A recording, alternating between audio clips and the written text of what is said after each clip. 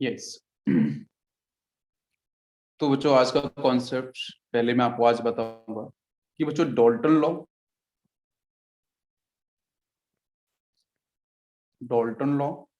And Rawls law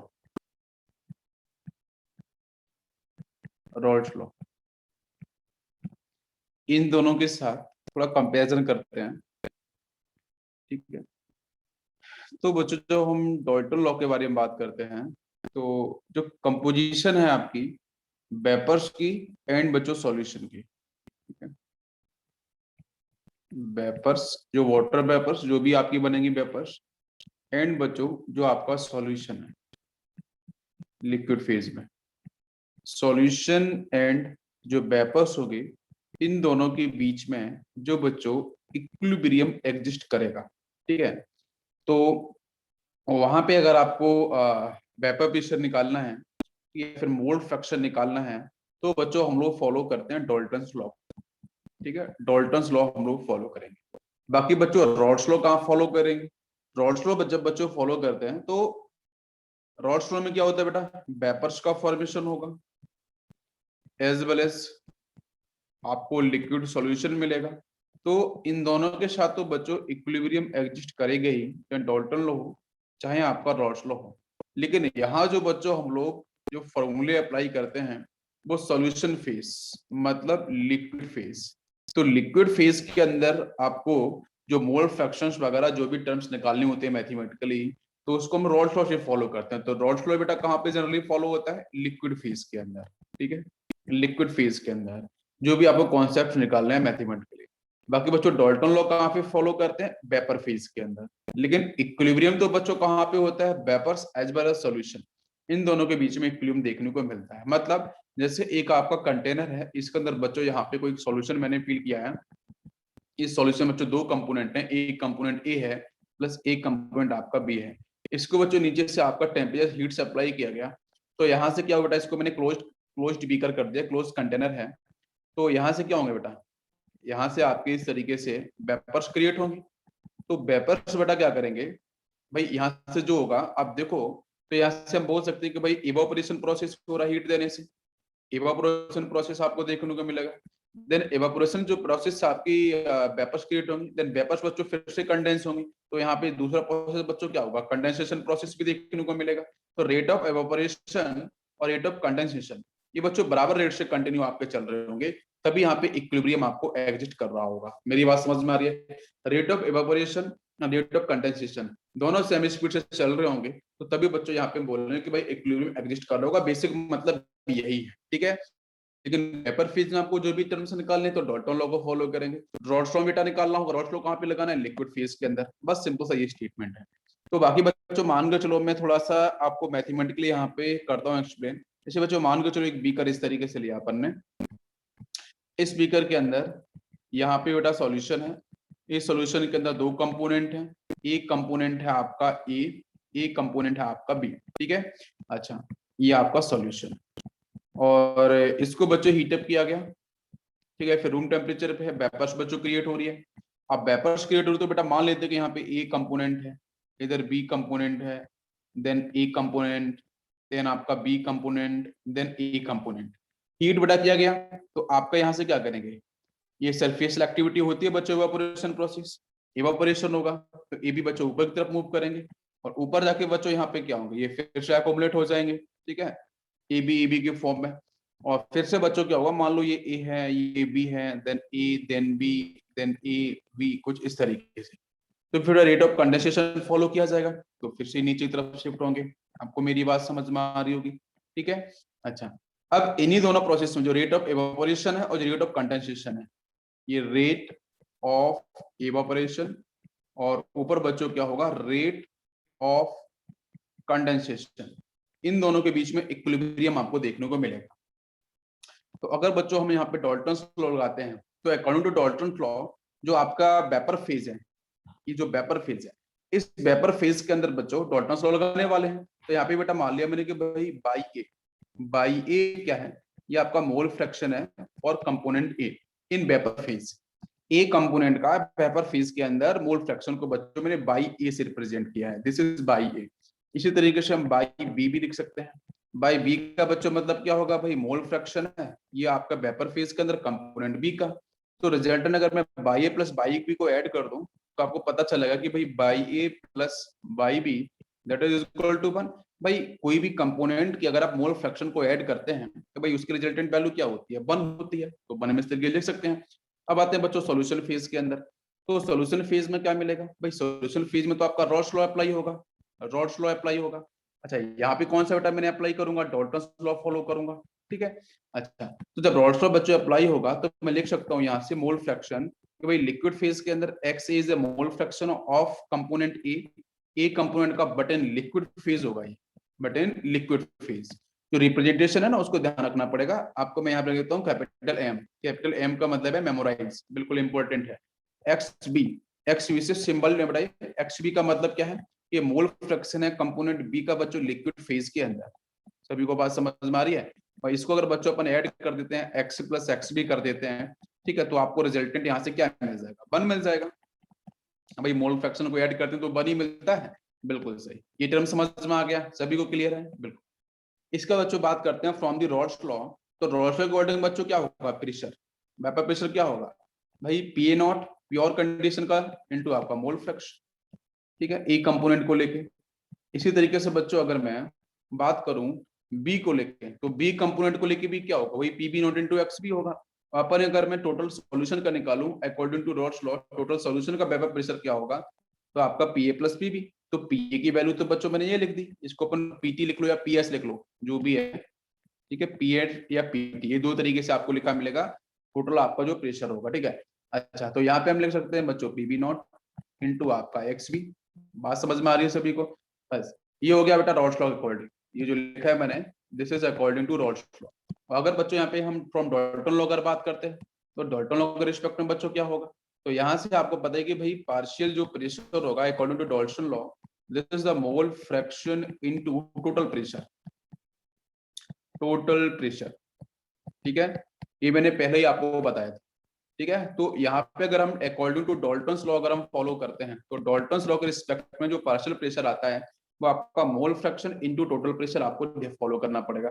तो बच्चों मैंने पेपर फेज के अंदर डाल्टन्स लॉ बेटा कहाँ पे यूज करते हैं, पेपर फेज के अंदर। तो पेपर फेज के अंदर अपन ने मोल फ्रैक्शन बाई भी लिया था। तो फिर यहाँ से बच्चों अपन क्या लिख सकते हैं बताओ भाई, भाई ए कंपोनेंट का जो पार्शियल प्रेशर होगा वो क्या हो जाएगा, उसका मोल फ्रैक्शन बाई ए ले लो इनटू आपका टोटल प्रेशर अपन पीटी ले सकते हैं। क्या सभी को मेरी बात समझ में आ रही है, कोई कंफ्यूजन नहीं। और बताओ भाई, तो अब आपको ये भी पता है कि यहाँ से हम लोग जो पीटी निकालते हैं, या अभी लिक्विड फेज के अंदर जो हम लोगों ने पीए निकाला था, तो पीए की वैल्यू तो ये थी P not into X B, PB की वैल्यू आपकी ये थी ऊपर PB not into X B, और यही होता है। यहाँ से आपको जो पीए मिल रहा है उस पीए की जगह आप क्या लग सकते हो भाई, लिक्विड फेज का जो आपका वेपर प्रेशर होगा वो आपका है PA not into X is equal to, हम लिख सकते हैं बेटा बाई ए इंटू पीटी। समझ में आया सभी को, यस। इस फॉर्मूले को मैंने वहां भी एक्सप्लेन किया था। तो अगर आप यहाँ से बाई ए निकालना चाहते हो तो आप निकाल पाओगे। तो बाई ए आपका mole fraction in vapour phase for component ए, वो आपका निकल के आ जाएगा बेटा P A not into x से डिवाइड बाई पीटी। समझ में आया सभी को, अरे क्लियर हुआ कि नहीं हुआ, बताओ बच्चों। अरे भाई ये जो पीए की वैल्यू अपन ने लिखी है ना, ये पीए की वैल्यू यही फॉलो की है। तो मैंने रॉल्स लॉ को डाल्टन लॉ में कैसे लगाया आपको समझ में आया क्या, तो ऐसे अपन बाई ए निकाल सकते हैं। इसी सेम प्रोसेस को फॉलो करेंगे तो बाई बी निकालेंगे, तो बाई बी की वैल्यू क्या हो जाएगी, वो PB not into X B हो जाएगा डिवाइड बाई आपका पीटी हो जाएगा। फिर उसके बाद ये पूरा प्रोसेस सभी को समझ में आ गया, कोई दिक्कत नहीं। अच्छा अब इसके बाद अगर मैं लिखता हूँ यहाँ से एक्स प्लस एक्स बी, ध्यान दो, एक्स प्लस एक्स बी लिखता हूँ तो क्या मैं इसको लिख सकता हूँ भाई, एक्स की वैल्यू लिख सकता हूँ P into Y A divide by P not plus में P into by B divide by P B not, और इसकी वैल्यू बच्चों की आ जाएगी 1। अरे बन आ जाएगा ना, आप ऐड करके देख लो, ठीक है। तो ये आपकी वैल्यू निकल के क्या आ जाएगी 1। तो देखा यहाँ पे बच्चों हम लोगों ने बाई भी यूज किया है। ये क्या है, ये टर्म आपको बराबर बेटा यहाँ पे एक्सप्लेन कर रहे हैं कि आपके वेपर फेज के अंदर जो आपके वेपर प्रेशर है, जो आपके मोल फ्रैक्शन, उसको अपन डिफाइन करते हैं। तो 1 divide by P is equal to हो जाएगा भाई पी एस पी टी लिख लो इसको, है ना। तो ये हो जाएगा आपका by A divide by P A not plus हो जाएगा by B divide by P B not. ये बात क्लियर हो गई, ठीक है। तो यहाँ से देखो आपको जितने भी टर्म्स दिख रहे हैं मैंने Dalton's law as well as Raoult's law दोनों को फॉलो किया है और अप्लाई किया है, तो रिजल्टेंट इक्वेशन आपकी ये बन जाती है।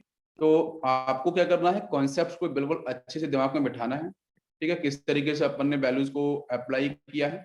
और यहाँ से बच्चों अगर क्वेश्चन बनता है, न्यूमेरिकल बनता है, तो आपको यही बेसिक इक्वेशन को फॉलो करना है, ठीक है, जो मैंने स्टार्टिंग से भी आपको एक्सप्लेन किया था। सभी को बात समझ में आ गई, क्लियर?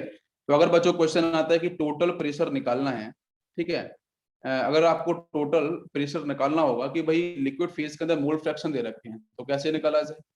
भाई लिक्विड फेज के अंदर मोल फ्रैक्शन दे रखे हैं, टोटल प्रेशर निकालेंगे तो क्या होगा? तो भाई P इक्वल टू हो जाएगा वही formula PA not into X plus आपका PB नॉट इंटू एक्स भी हो जाएगा, ठीक है। लिक्विड फेज के अंदर अगर आपको मोल फ्रैक्शन दे रखे हैं तो टोटल प्रेशर बच्चों अपन ऐसे निकालेंगे।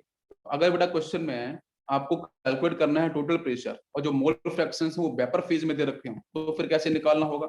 1 divide by P is equal two by A divide by PA not plus by B divide by PB not, ठीक है। आपको इसको फॉलो करना है।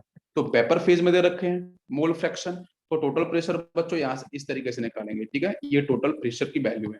अगर बेटा आपके मोल फ्रैक्शन लिक्विड फेज में दे रखे हैं तो उस केस में हम लोग टोटल प्रेशर इस तरीके से निकालेंगे। क्या ये दोनों इक्वेशन आपको समझ में आई? क्लियर? ये सभी क्लियर हो गया? बिल्कुल आसान है। चलो इसके बाद बच्चों हम लोग बात करते हैं अपनी कल के कॉन्सेप्ट की तरफ और चलते हैं, जहां बच्चों हम लोग बात कर रहे थे कॉलिगेटिव प्रॉपर्टीज को, ठीक है। कॉलिगेटिव प्रॉपर्टी, तो कॉलिगेटिव प्रॉपर्टी क्या होती है बेटा? मैंने कल एक्सप्लेन किया था आपको, है ना, थ्योरेटिकली। मैंने कहा था बेटा all properties which depends upon number of particles of solute, number of particles of solute, ठीक है, number of particles of solute are called colligative properties, ठीक है। अच्छा, अब आप लोग अगर देखोगे तो भाई कॉलिगेटिव प्रॉपर्टीज को अपन कुछ और टर्म से भी डिफाइन करते हैं, जैसे अगर आप पढ़ते हो कोई अदर बुक्स भी तो वहां भी अलग तरीके से डिफाइन किया गया है। भाई ये जो कॉलिगेटिव प्रॉपर्टी जो हम अप्लाई कर रहे हैं, तो ये कॉलिगेटिव प्रॉपर्टी बच्चों में अप्लाई जब करेंगे जब आपका एक पार्ट वोलेटाइल हो कंपोनेंट, एक पार्ट आपका नॉन वोलेटाइल। देखो मैं बोलता हूँ बेटा, एक कंपोनेंट ए ले लिया, एक कंपोनेंट बी ले लिया, तो बेटा कोई एक कंपोनेंट आपका वोलेटाइल है, दूसरा कंपोनेंट आपका नॉन वोलेटाइल। अगर दोनों ही वोलेटाइल है तो फिर कोई दिक्कत ही नहीं, तो फिर कोई प्रॉब्लम नहीं होने वाली है। वहां पे आप नॉर्मल जो हमारे इक्वेशंस होते हैं आप उनको फॉलो करो, कोई दिक्कत नहीं है, कोई चेंज देखने को नहीं मिलेगा। कॉलिगेटिव प्रॉपर्टी की जरूरत ही क्यों पड़ी? जरूरत इसलिए पड़ी कि बेटा कहीं ना कहीं आपका जो वेपर प्रेशर था, जो बॉइलिंग पॉइंट था, जो फ्रीजिंग पॉइंट था, जो ऑस्मोटिक प्रेशर था, उसमें कहीं ना कहीं चेंज हो रहा था। कब चेंज हो रहा था? जब आप किसी भी वोलेटाइल के साथ नॉन वोलेटाइल को ऐड करो, या किसी भी आप वोलेटाइल के साथ किसी भी नॉन वोलेटाइल को ऐड करो, तो उस केस में जो आपकी जो स्टैंडर्ड कंडीशन में जो आपका वेपर प्रेशर था, जो आपका ऑस्मोटिक प्रेशर था, जो आपका फ्रीजिंग पॉइंट था, जो बॉइलिंग पॉइंट था ना, वो कहीं ना कहीं आपका चेंज होकर निकल रहा था। मतलब क्या है? मतलब बच्चों ये है कि जो एक्सपेरिमेंटल वैल्यूज है, जो थ्योरेटिकल वैल्यूज है, उसमें आपका चेंज निकल के आ रहा था। तो वो चेंज क्यों निकल के आ रहा था? कि जब आपने लोगों ने पहले भी पढ़ा है बेटा RLBP, relative lowering in vapour pressure ना, PA not divide by PA not minus PS पढ़ा है ना, इज इक्वल टू। अच्छा, अब एक क्वेश्चन यहाँ पे है कि जब आप नॉन वोलेटाइल सॉल्यूट के साथ वोलेटाइल सॉल्वेंट को ऐड करो, ठीक है, तो इस तरीके से अगर मिक्सिंग करो, एक पार्ट वोलेटाइल है, दूसरा पार्ट नॉन वोलेटाइल, तो उसी केस में ही आपकी प्रॉपर्टीज चेंज होंगी। समझ में आ गया? क्लियर हो गया? बताओ। तो मैं बोल सकता हूँ बेटा the properties of solution which depends upon on number of particles of solution, not depend upon nature and identity of solute, ठीक है।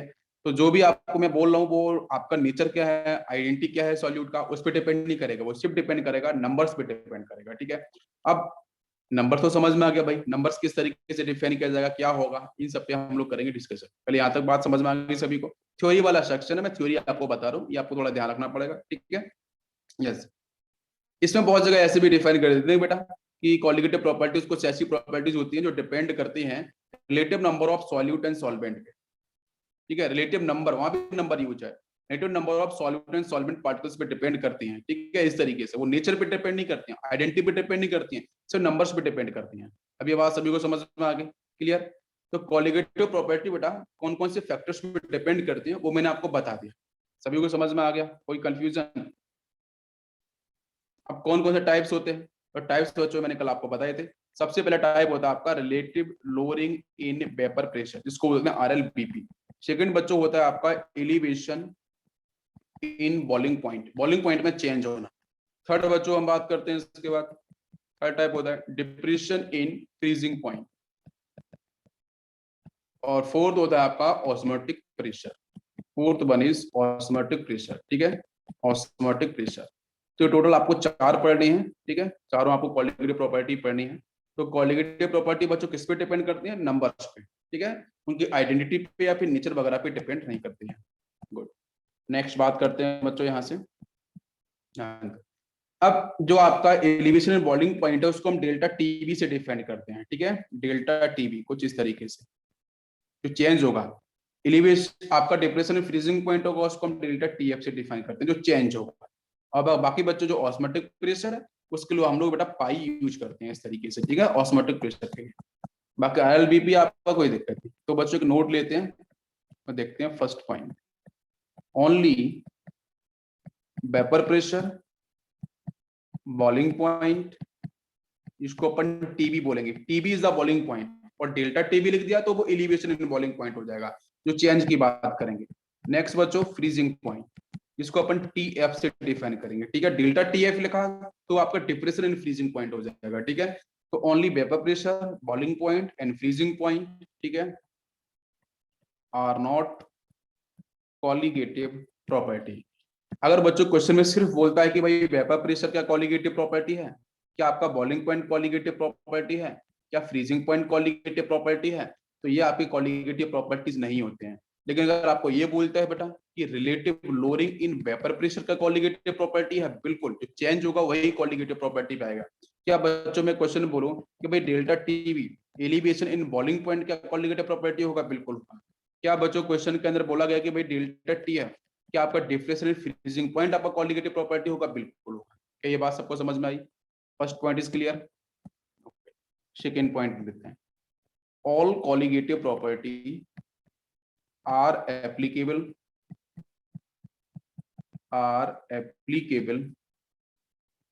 फॉर नॉन वोलेटाइल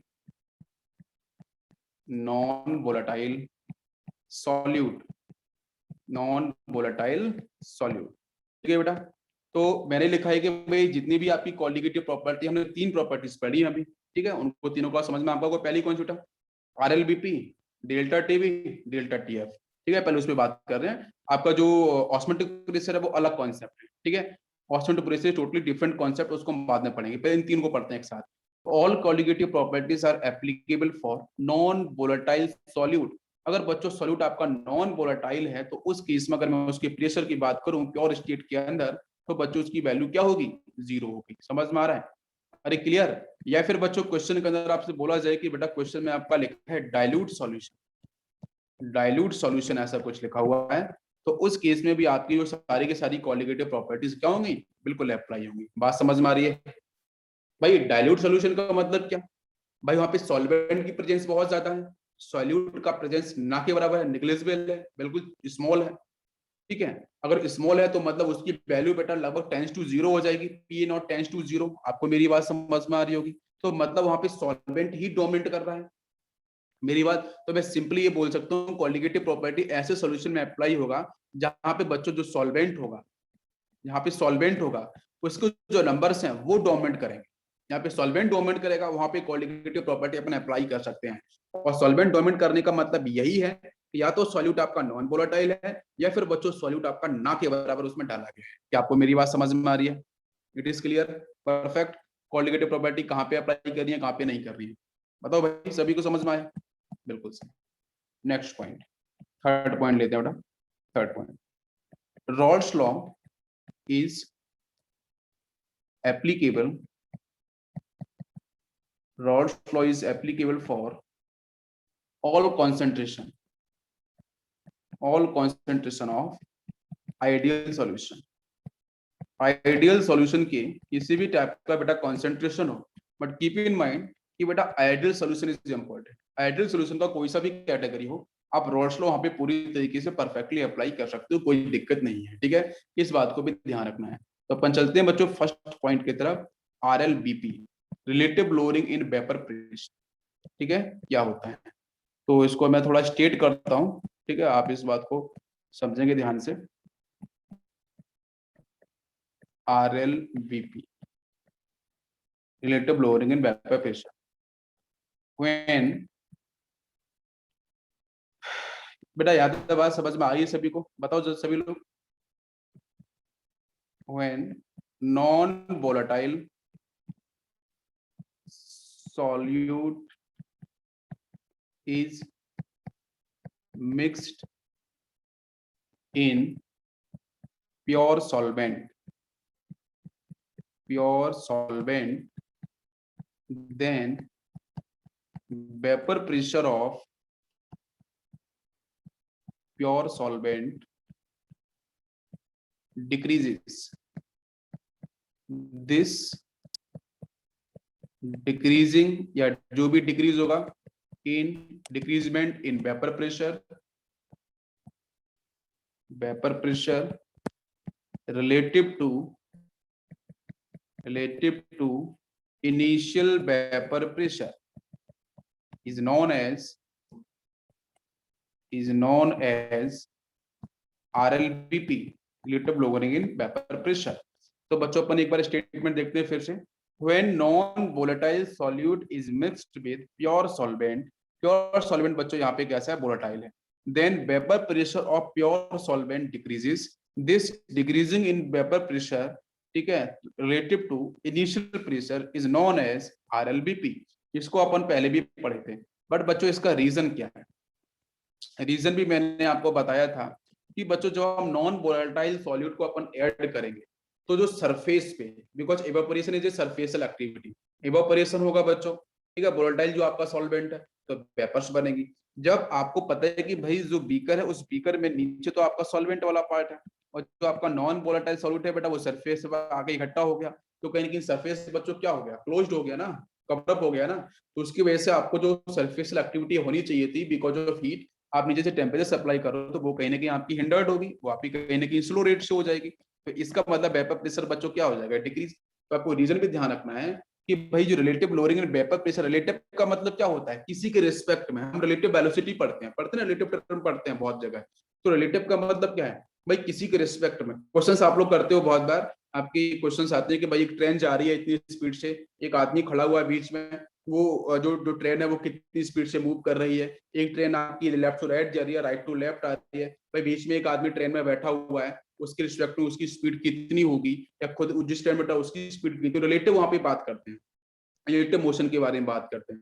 तो रिलेटिव का मतलब यह है कि इनिशियल वेपर प्रेशर क्या था प्योर सॉल्वेंट का, जब अपन ने नॉन वोलेटाइल सॉल्यूट को ऐड कर दिया तो वेपर प्रेशर पे क्या असर पड़ा, वैल्यू कम हो गई। तो इनिशियल वैल्यू आपकी ज्यादा थी जिसको अपन ने पीए नॉट बोल सकते हैं, तो पीए नॉट माइनस पीएस हो जाएगा ना। पीएस इज द सॉल्यूशन, जब अपन ने सॉल्यूट को ऐड कर दिया नॉन वोलेटाइल को, डिवाइड बाई पीए नॉट। समझ में आ गया, कोई चेंज नहीं। तो बिल्कुल समझ, ऊपर चेंज लिखना है, नीचे आपका इनिशियल वाला जो होगा वो वैल्यू लिखनी है, बस उसी के बारे में अपन बात कर रहे हैं। ये क्यों हो रहा है, वेपर प्रेशर क्यों डिक्रीज हो रहा है, रीजन बच्चों समझ में आ गया, बिकॉज वो सरफेस पे आगे इकट्ठा हो जाएगा तो वेपर प्रेशर कहीं ना कहीं आपका डिक्रीज करेगा। अच्छा, इसके बाद आप समझते हैं, जैसे बच्चों मान के चलो यहाँ पे मैंने एक कंटेनर लिया, इस कंटेनर के अंदर बच्चों प्रेजेंट है प्योर वाटर मॉलिक्यूल्स, ठीक है, लिक्विड है, और इसका बेटा मैंने 70 डिग्री सेल्सियस पे अपन ने इसको हीट कर दिया। तो यहाँ से बच्चों पता है कि मैक्सिमम वेपर्स आपके यहाँ से जनरेट होने वाली है, बिल्कुल बहुत सारी वेपर्स बनेंगे, कोई दिक्कत नहीं है, कोई रोक रुकावट नहीं, ठीक है, ये आपके यहाँ से वेपर्स क्रिएट होगी। अच्छा, इसके साथ बच्चों मैंने क्या करा कि वही उसी बीकर के अंदर जहाँ पे आपका वाटर मॉलिक्यूल से प्रेजेंट था, मैंने इसमें ग्लूकोज को ऐड कर दिया। मैंने बच्चों क्या करा, ग्लूकोज में लेके आया, और ग्लूकोज बच्चों यहाँ पे क्या हुआ, नॉन वोलेटाइल सॉल्यूट, उसको मैंने इसमें ऐड कर दिया। जैसे बच्चों ऐड किया तो जो ग्लूकोज बच्चों क्या होगा, अपन लोग करते भी हैं, तो भाई ग्लूकोज क्या होगा बेटा, इसके सरफेस पे भी इकट्ठा होगा, नीचे भी आपको कुछ ना कुछ पार्ट आपको मिलेंगे।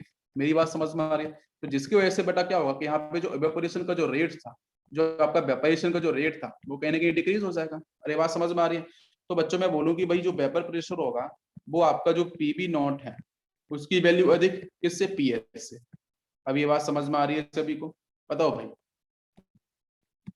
भाई आप इसको, हाँ बिल्कुल भाई, ये पीवी नॉट ना, ये प्योर स्टेट को लेके, 1 सेकंड क्या हो गया इस भी करता, हाँ तो आपका जो प्योर स्टेट को लेके मैंने पीवी नॉट लिख दिया, ये आपका सॉल्यूशन का होगा, जहाँ पे ग्लूकोज प्लस वाटर मॉलिक्यूल से सॉल्यूट प्लस सॉल्वेंट, समझ में आ गया।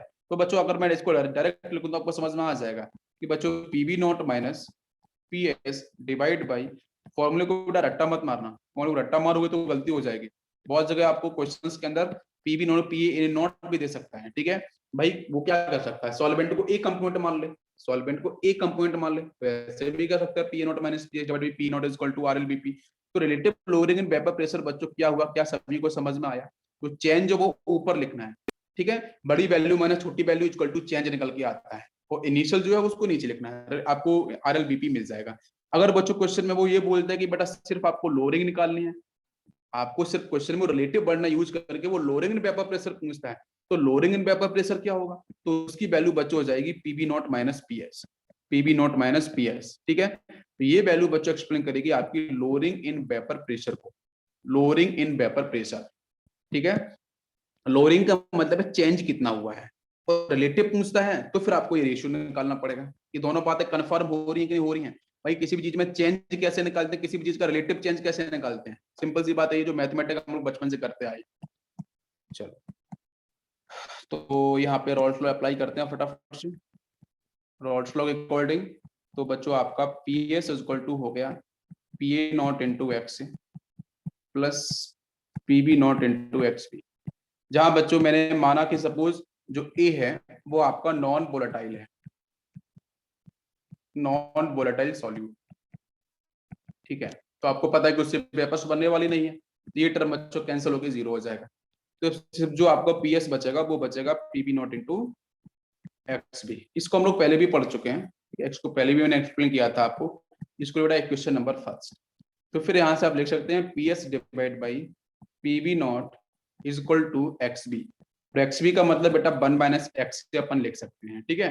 अच्छा बात सभी को समझ में आ रही है? मैं एक्स के टर्म में क्यों लेके जाना चाह रहा हूँ, बिकॉज आपको समझ में आ रहा होगा कि बेटा ए यहाँ पे क्या है, सॉल्यूट, ठीक है, और कॉलिगेटिव प्रॉपर्टी बेटा सॉल्यूट के पार्टिकल्स पे डिपेंड करती है नंबर्स पे, बिल्कुल। तो यहाँ से आपका जो आर एल बीपी अगर मैं टर्म लिखूं तो मैं 1 को इधर शिफ्ट कर दूंगा, तो ये टर्म क्या हो जाएगा, ये हो जाएगा, आप चेक करो, P B not minus P S divide by P B not is equal to X A. समझ में आया बेटा? कोई डाउट, कोई कंफ्यूजन किसी बच्चे को? तो यही बच्चों है आपकी R L BP, relative lowering in vapour pressure. कोई दिक्कत? इसको लिख लो बेटा इक्वेशन सेकेंड, समझ में आया? तो बच्चों मैं रिजल्टेंट यहाँ पे बोल सकता हूँ, yes, so when non volatile solute is mixed in pure solvent then RLBP relative loading in vapor pressure will be equal to mole fraction of solute। भाई XA का मतलब क्या है, मोल फ्रैक्शन ऑफ सॉल्यूट। मैं फिर से रिपीट करता हूँ, ध्यान से सुनो इसको स्टेटमेंट को, जो आपको यहाँ से दिख रहा है, क्या दिख रहा है बेटा, कि जब आप नॉन वोलेटाइल सॉल्यूट को ऐड करोगे, मिक्स करोगे प्योर सॉल्वेंट के साथ, तो जो relative lowering in vapour pressure है बेटा, उसकी वैल्यू इक्वल हो जाएगी मोल फ्रैक्शन ऑफ सॉल्यूट के साथ, एक्स के इक्वल हो रही है। तो according to this statement is known as, क्या इसको बोल सकते हैं, बताओ भाई, क्या ये आपके यहाँ पे रॉल्स लॉ को फॉलो कर रहा है? बताओ भाई, क्या रॉल्स लॉ को फॉलो कर रहा है? बिल्कुल भी फॉलो नहीं कर रहा है। तो ये जो भाई रॉल्स लॉ को नहीं, रॉल्स लॉ का अल्टरनेट स्टेटमेंट को फॉलो कर रहा है। आप मेरी बात को समझो, जो मैं यहाँ पे स्टेटमेंट यूज कर रहा हूँ, यहाँ पे स्टेटमेंट मैंने क्या यूज किया, आपने अभी समझा कि जब नॉन वोलेटाइल सॉल्यूट को ऐड करेंगे प्योर सॉल्वेंट के साथ, तो आरएलबीपी जो है relative lowering in vapour pressure का मतलब PB not minus PS divide by PB not, इसकी वैल्यू बच्चों इक्वल हो रही है किसके, आपके मोल फ्रैक्शन ऑफ सॉल्यूट के।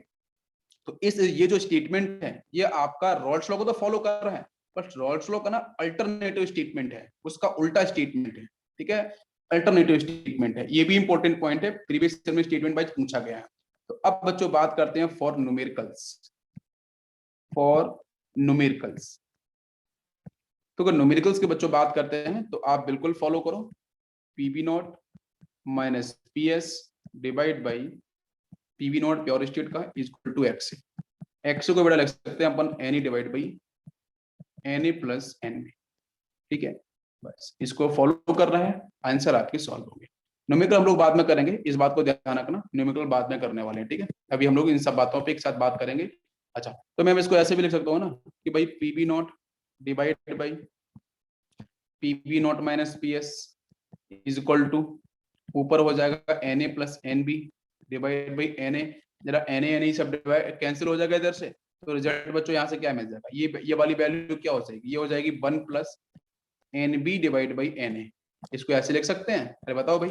फिर 1 को आप इधर शिफ्ट कर दो, और 1 को अगर हम इधर शिफ्ट करेंगे तो ये वैल्यू में क्या चेंज हो जाएगा, बताओ जल्दी से। 1 को इधर लेके जाएंगे तो आपका ये हो जाएगा P B not divide by, नीचे रहेगा P B not minus P S minus 1 is equal to N B divide by N. बेटा बात समझ में आ रही है सभी को, क्लियर। ये स्टेटमेंट ये हो जाएगा। देन फिर क्या होगा, यहाँ से फिर आप -1 को यूज करो, -1 को अपन अगर यूज कर देंगे तो फिर यहाँ से वैल्यू क्या बन जाएगी, ये बच्चों यहाँ से हो जाएगी भाई P S divide by P B not minus P S that is equal to N B divide by N A, ये निकल के आ जाएगा। सभी को समझ में आ रहा है। तो ये पूरी बात जो आपको मिल रही है, अगर मैं इसको देखो, ये N B divide by N A आ गया, ऊपर बच्चों क्या आ गया, P S divide by P B not minus P S, clear है। अरे समझ में आ रहा है। लेकिन हम लोगों ने जो स्टेटमेंट निकाला था वो बच्चों क्या था भाई, आर एल बीपी का स्टेटमेंट क्या था, अभी मैंने इसको चेंज किया है पूरा, तो ये स्टेटमेंट निकल के आ रहा है। लेकिन हम लोगों ने जो बेटा आर एल बीपी पढ़ा था वो क्या था, वो स्टेटमेंट आपका ये था कि भाई P B not minus P S divide by, एक second, P B not minus P S divide by P B not is equal to mole fraction, यही था ना आपका। एक्स एक्स का मतलब क्या है, N A divide by N B. भाई एक्स का मतलब क्या होता है, एक्स का मतलब होता है N A divide by N B, लेकिन यहाँ तो बच्चों N B by N A मिल रहा है। अरे बात आपको समझ में आ रही कि नहीं आ रही है, बताइए। जो अपन बात कर रहे थे ना कि रॉल्स लॉ का ये अल्टरनेटिव स्टेटमेंट है, उसको मैं बताने की कोशिश कर रहा हूँ, ठीक है। तो इस तरीके से यहाँ से आपको दिख रहा है कि भाई जो वैल्यू है वो रिवर्स होके आ रही है, रिवर्स होके आ रही है, तो एग्जैक्टली आपका रिवर्स स्टेटमेंट, इस बात को भी ध्यान रखना है। अब बच्चों बात करते हैं सेकेंड पॉइंट पे। सेकेंड आपका है एलिवेशन इन बॉइलिंग पॉइंट, जिसको बेटा हम रिप्रेजेंट करते हैं डेल्टा टीबी से। तो एलिवेशन इन बॉइलिंग पॉइंट, भाई बॉइलिंग पॉइंट क्यों बढ़ेगा, किसी भी लिक्विड का बॉइलिंग पॉइंट कब बढ़ेगा।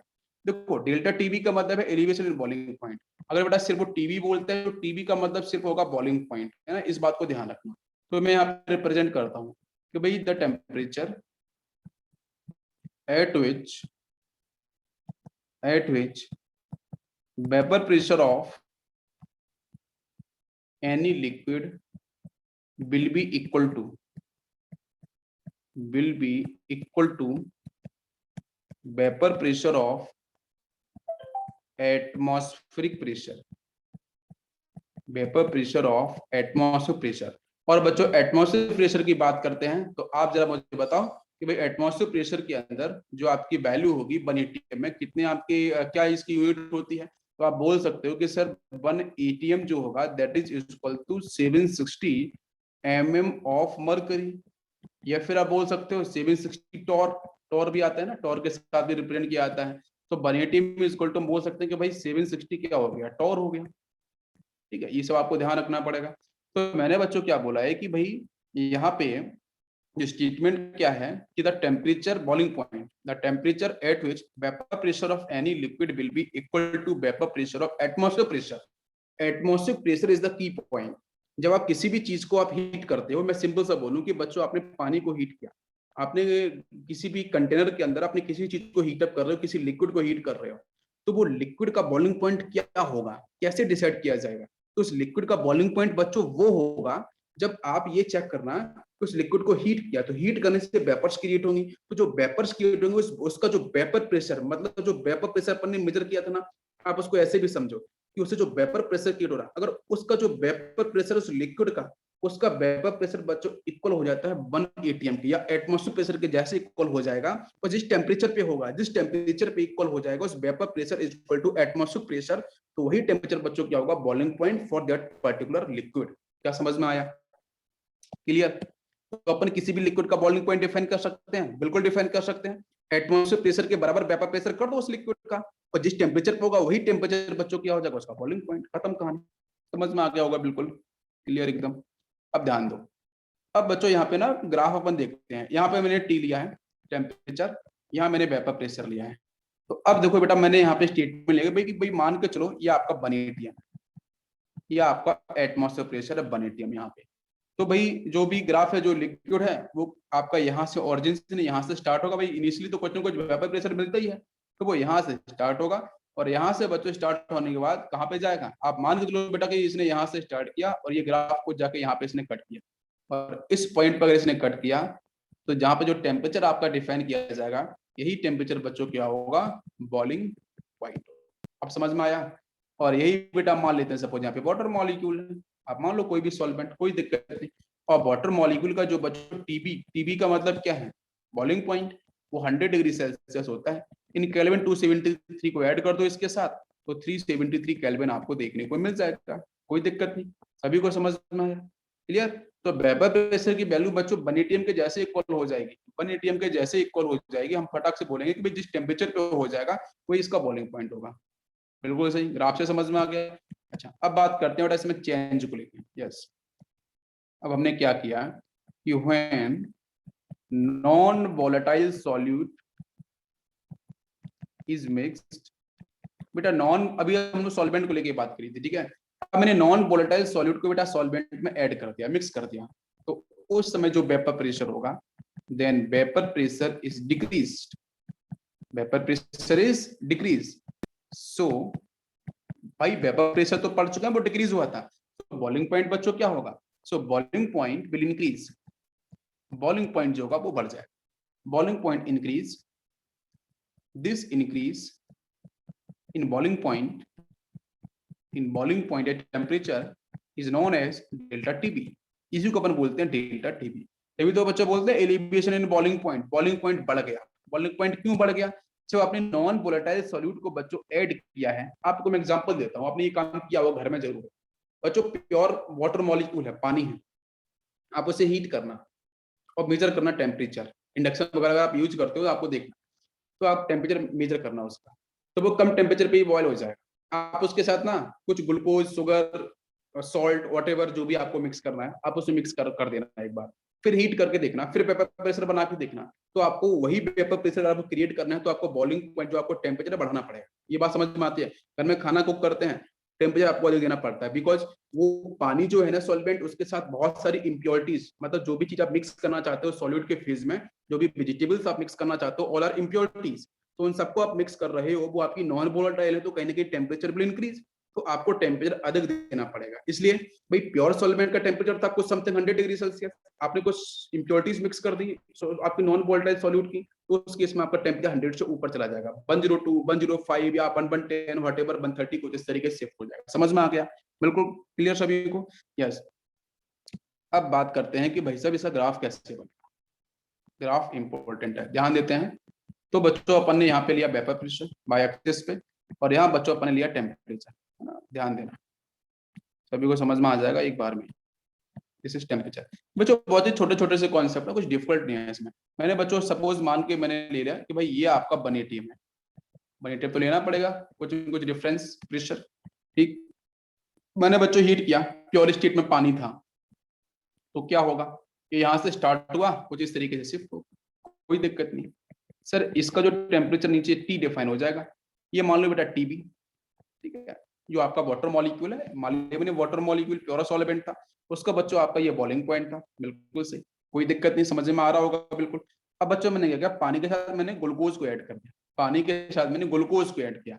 जब ग्लूकोज को ऐड करेंगे तो बच्चों उसका जो वेपर प्रेशर होगा वो 1 atm के बराबर तो होगा जाके, यहाँ पे बराबर होगा जाके, लेकिन आप ये समझो कि भाई उसका, एक बात ये समझो कि जब आपने नॉन वोलेटाइल सॉल्यूट को ऐड किया ना, तो वेपर प्रेशर घट जाएगा। हम लोगों ने पहले पढ़ चुके हैं आरएलबीपी के अंदर, तो वेपर प्रेशर डिक्रीज हो जाएगा। तो वेपर प्रेशर कम हुआ तो मतलब यहाँ पे आ गया भाई ये तो अधिक वेपर प्रेशर होगा, यहाँ पे वेपर प्रेशर कम होगा, तो वेपर प्रेशर विल डिक्रीज, तो वेपर प्रेशर तो कम हो गया, तो इसका मतलब जो आपका जो बॉइलिंग पॉइंट होगा बेटा, इधर से इधर जाने पे बॉइलिंग पॉइंट तो बढ़ेगा। आपको मेरी मेरी बात समझ में आ रही है, टेम्परेचर तो आपको बढ़ेगा ही। तो इस केस में मान लेते हैं टीबी डैश, भाई पहले था टीबी तो अब टीबी डैश हो गया। जब मैंने वाटर के साथ बच्चों क्या किया था, वाटर के साथ मैंने ग्लूकोज को ऐड कर दिया, glucose is non volatile solute. क्या सभी को समझ में आ गया?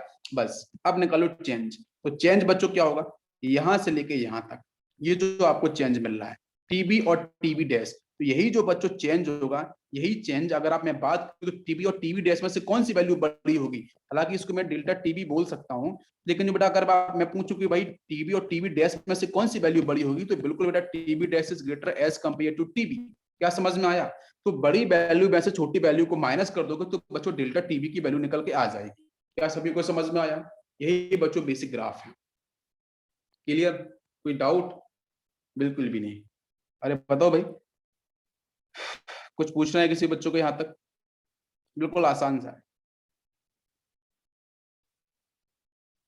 Yes, okay. तो इसके बाद बच्चों हम स्टेटमेंट लिख सकते हैं मैथमेटिकली कि delta TB directly proportional to relative lowering in vapour pressure and also directly proportional to X mole fraction of T. ई बेटा के यहाँ पे क्या है, मैंने सॉल्यूट लिया था, ठीक है, आप उस तरीके से इसको लिख सकते हो। और रिजल्ट में बेटा मैं लिखूंगा भाई delta TB is also directly proportional to X A, और एक्स ए को अगर मैं एक्सटेंड कर देता हूं तो आपका हो जाएगा N A divide by N A plus N B. ठीक है, N A plus N B.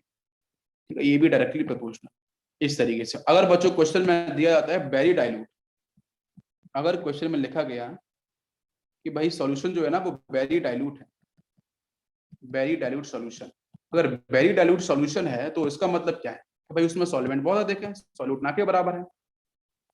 Solution very dilute solution, तो वेरी डाइल्यूट सॉल्यूशंस के अंदर आपको पता चलेगा बड़ी एन ए की वैल्यू बहुत कम हो जाएगी। किससे बच्चों? एन बी से। बी बच्चों यहाँ पे मैंने सॉल्वेंट लिया है, ए मैंने सॉल्यूट लिया है, तो एन बी की वैल्यू बहुत कम, नंबर ऑफ मोल्स मैंने ले लिया, तो एन बी बच्चों बहुत अधिक होगा। एन बी का मतलब बेटा ये सॉल्वेंट को लेकर अपन बात कर रहे हैं, और ये आपका जो एन ए है ये आपका सॉल्यूट होगा, तभी बच्चों उसको बोलेंगे अपन लोग वेरी डाइल्यूट, है ना। वेरी डाइल्यूट अपन ने पढ़ा था ना मैथमेटिकली मोल कॉन्सेप्ट के अंदर, 10 पर -7 से ऊपर -8 -9 -10 -11 -20 इस तरीके से। ठीक है, उसका मतलब कॉन्सेंट्रेशन टर्म दे रखा तो वो वेरी डाइल्यूट वाला केस होता है। ठीक है, तो यहाँ पे बच्चों हम क्या लिख सकते हैं, N A plus N B that is equal to N B. भाई एन ए तो ना के बराबर है ना, तो उसको कर दो साइड में, एन को खत्म कर दो, तो N A plus N B equal to N B लिख सकते हैं सीधा। तो यहाँ से आपका जो डेल्टा टीबी जो हो जाएगा वो K into N A divide by N B. भाई मोल फ्रैक्शन के टर्म में सिर्फ इतने बचेगा ना, N A divide by N B. अब इसको आप और एक्सटेंड कर सकते हो कि भाई डेल्टा जो टीबी होगा, के तो आपका यहाँ पे क्या है, वो आपका कांस्टेंट है, तो ये आप डेल्टा टीवी इक्वल टू के हो जाएगा यहाँ पे W A into M B divide by M A into W B. देखो भाई ध्यान से, मैंने मोल्स को बेटा एक्सटेंड कर दिया है, ठीक है, बाकी और कुछ नहीं किया है, बाकी टर्म आपका एज इट इज वही रहा है। सभी को बात समझ में आ रही है? कोई कंफ्यूजन किसी बच्चे को?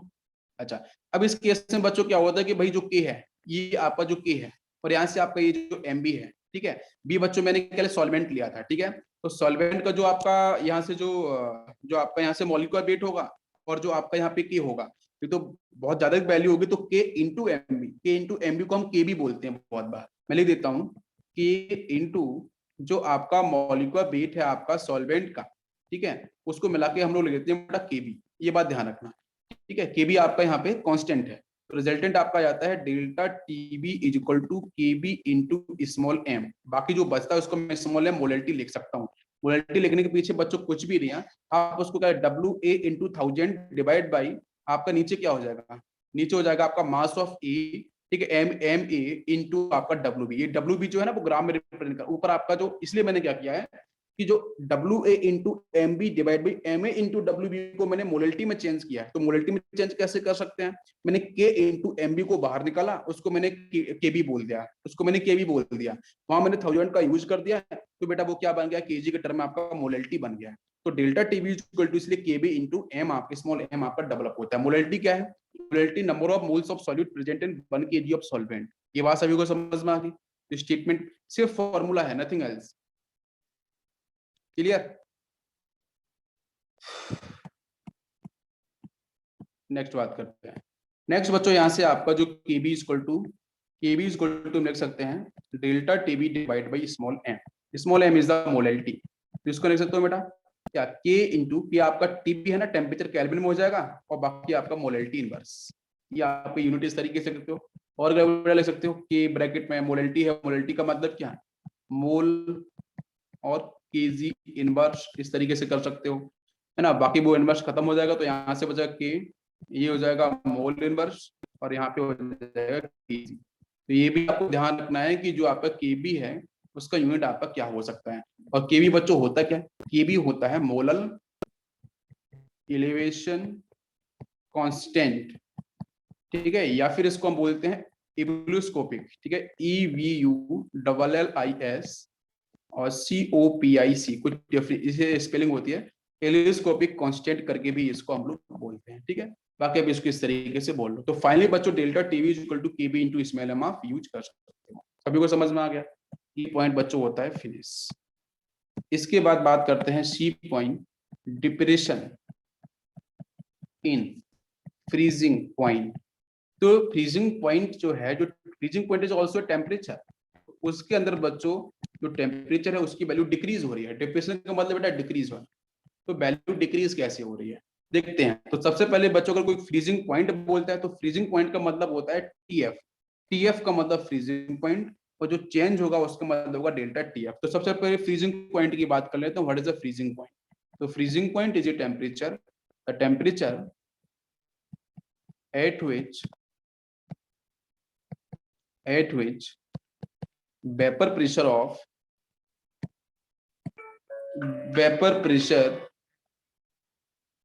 vapor pressure of solid and liquid are equal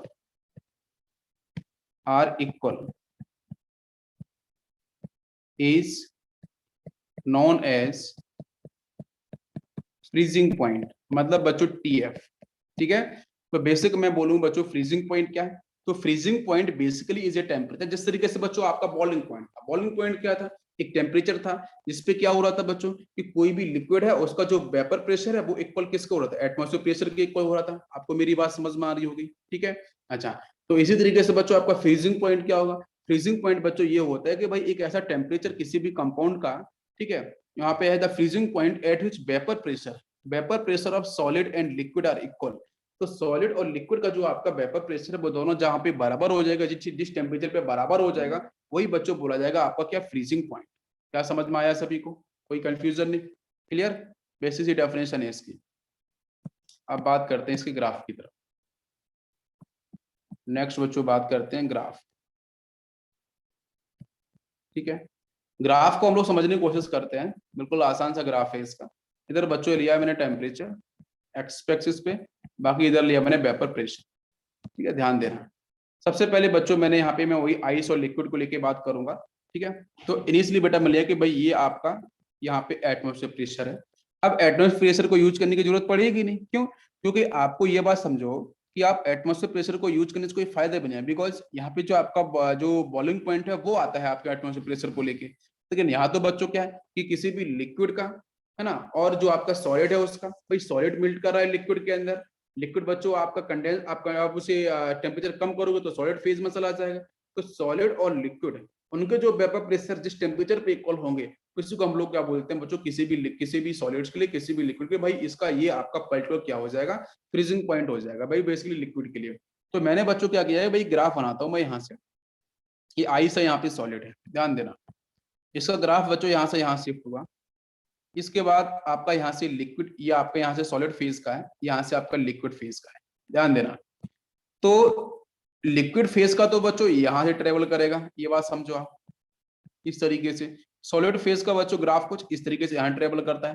तो जिस पॉइंट पे जाके बच्चों ये दोनों मीट करेंगे, मतलब जहां पे इनकी वैल्यू वेपर प्रेशर की इक्वल हो जाएगी, भाई इस पॉइंट पे वेपर प्रेशर जो डिफाइन होगा वो इक्वल होगा।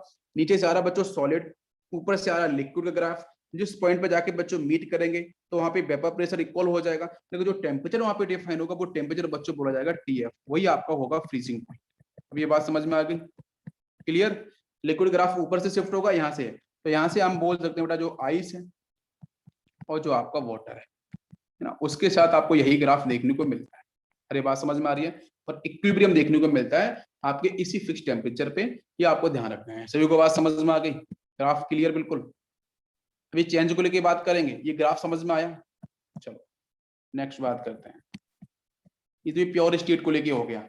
अब बच्चों करते हैं मिक्सिंग को लेके। भाई mixing non volatile solute, the vapor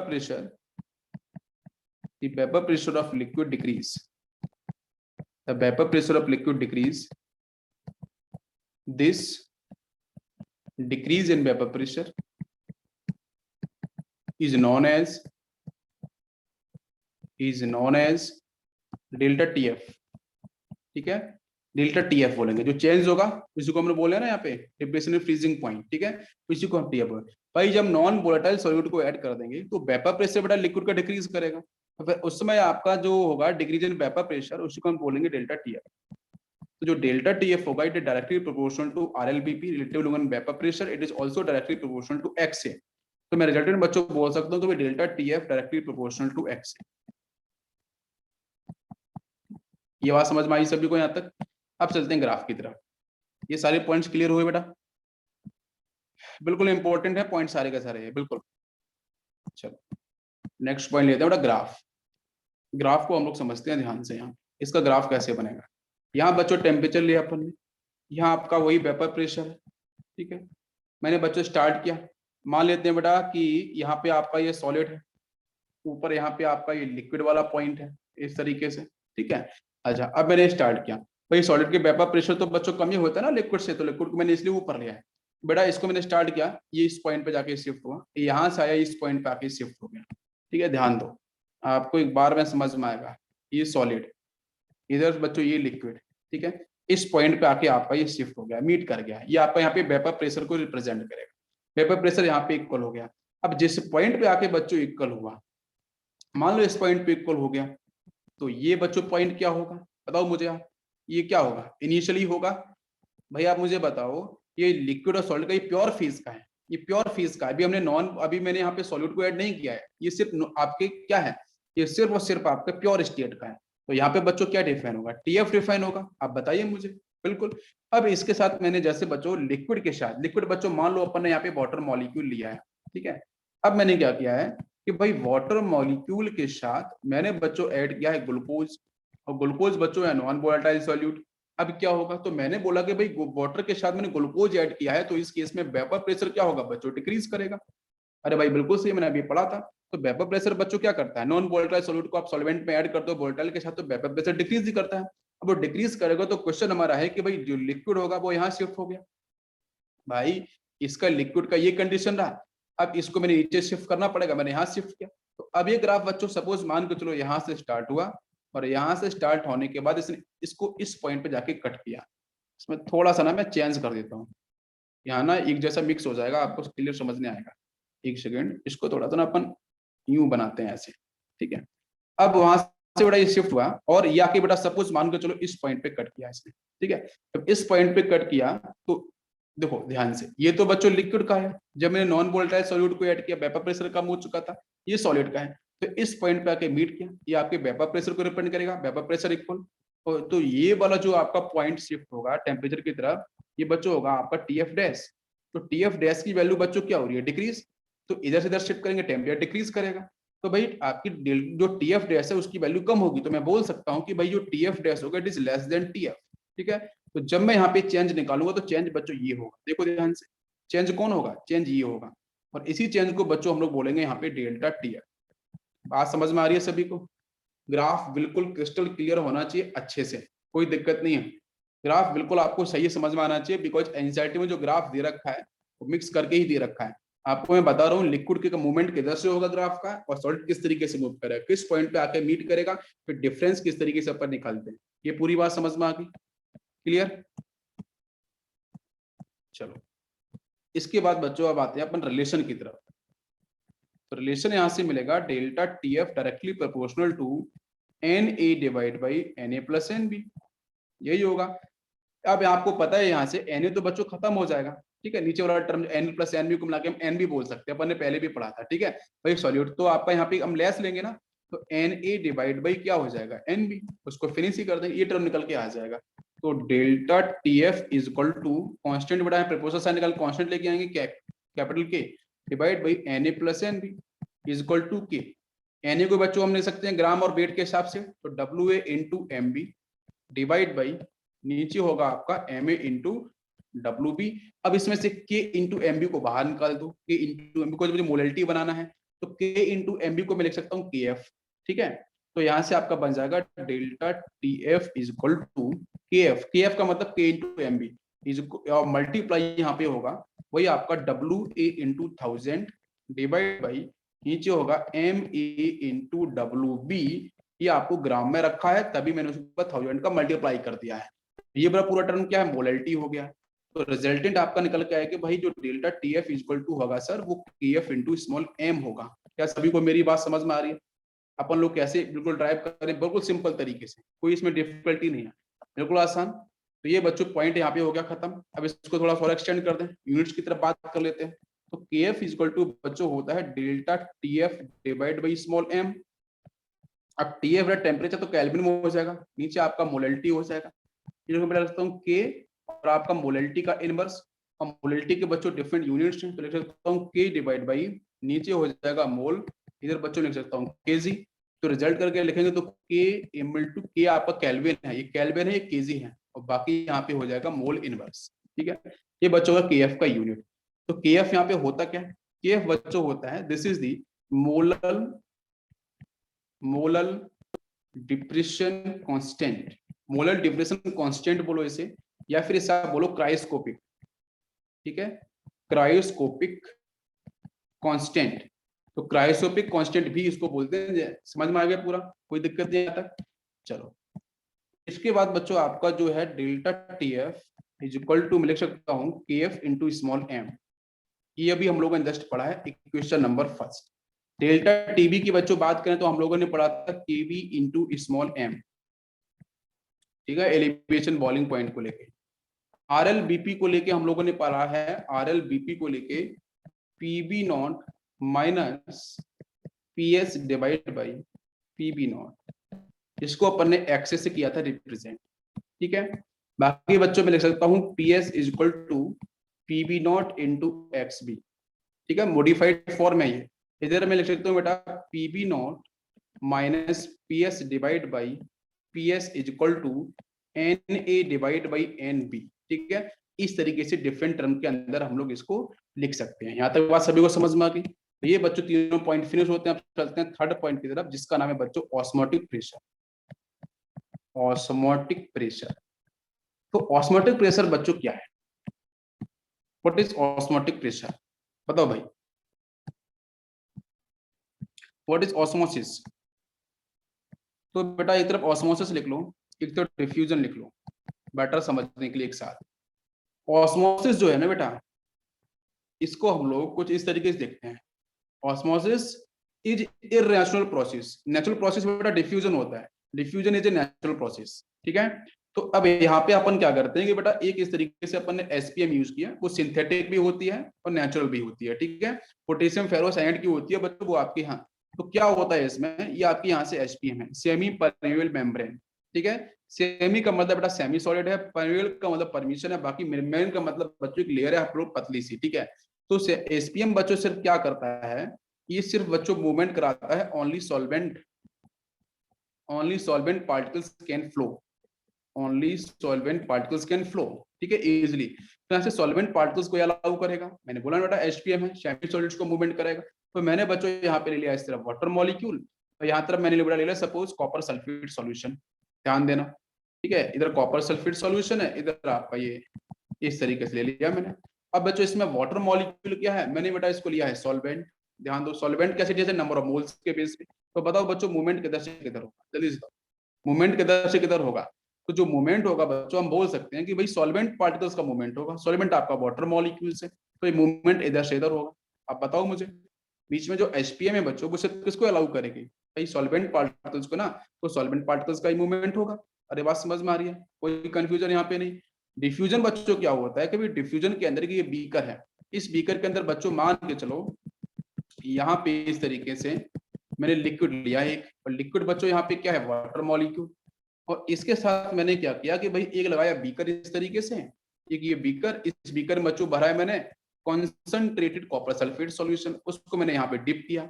जब ऐड कराया तो बच्चों आपको पता है कि जो आपका येलोइश कलर, सॉरी जो ब्लू कलर, जो आपको डार्क ब्लू कलर आपको मिलेगा, वो ब्लू कलर आपको कुछ इधर इस डायरेक्शन मिलेगा। अरे बताओ भाई, जो ब्लू कलर होगा वो आपको यहाँ मिलेगा, मतलब इधर क्या होगा बेटा, हाई कॉन्सेंट्रेशन होगा कॉपर सल्फेट का, इधर क्या होगा, लो कॉन्सेंट्रेशन होगा। तो आपको पता है हायर कॉन्सेंट्रेशन जो लोअर कॉन्सेंट्रेशन हीट का फ्लो होता है वो भी डिफ्यूजन को रिप्रेजेंट कर सकता है।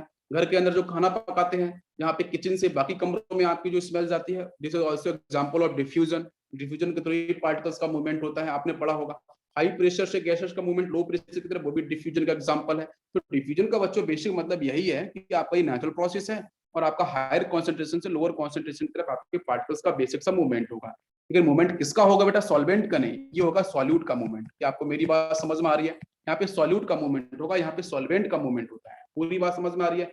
तो बेटा आपके डिफ्यूजन में क्या होता है? हाई कॉन्सेंट्रेशन से लो कॉन्सेंट्रेशन की तरफ सॉल्यूट पार्टिकल्स का movement is called diffusion. Diffusion is a natural process. क्या सभी को समझ में आया? कोई कंफ्यूजन नहीं? बताओ जल्दी से। All are clear? चलो